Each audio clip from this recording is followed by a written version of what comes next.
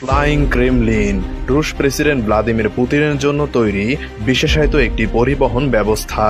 এটি কোনো সাধারণ বিমান নয়, বরং এটি যেন আকাশে উড়ে বেড়ানো পুতিনের আস্ত একটি সাম্রাজ্য।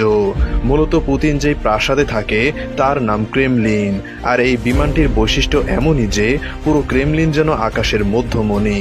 এটি শুধু বিমানই নয়, এটি রুশ প্রেসিডেন্ট পুতিনের জন্য ফুল কাস্টমাইজড একটি বিমান, যার ভেতরে রয়েছে লাক্সারিয়াস বিভিন্ন room, advanced communication system, laser anti missile protection, যা ভূমি থেকে যে কোনো মিসাইলকে প্রতিরোধ করতে দক্ষ পারদর্শী। এছাড়াও বিমানটিতে এমন কিছু বৈশিষ্ট্য রয়েছে যা আপনার কল্পনারও বাহিরে। সম্মানিত দর্শক, ইতিহাসে পৃথিবী চ্যানেলে আপনি যদি নতুন হয়ে থাকেন তাহলে অনুরোধ করব চ্যানেলটিকে সাবস্ক্রাইব করে পাশে থাকা বেল আইকনটিকে বাজিয়ে দিন। চলুন শুরু করা যাক। বিশ্বের অন্যতম প্রভাবশালী নেতা হলেন রুশ প্রেসিডেন্ট ভ্লাদিমির পুতিন। মূলত পুতিন যে বিমানটিতে বিদেশ সফর করে তার মডেল হচ্ছে ইলিউশন ইল 96300 PU, যেটিকে পরিচালিত করে এয়ার স্কোয়াড্রন। আর নিজ দেশের ভেতর চলাচলের জন্য পুতিন আরেকটি বিমান ব্যবহার করে, তার নাম সুখোই সুপার জেট 100। বিশেষ করে পুতিন যে বিমানটিতে বিদেশ সফর করে তাতে রয়েছে অত্যাধুনিক সুপার পাওয়ার জেট সমৃদ্ধ 4টি ইঞ্জিন, যা প্রতি ঘন্টায় বহুদূর পাড়ি দিতে সক্ষম।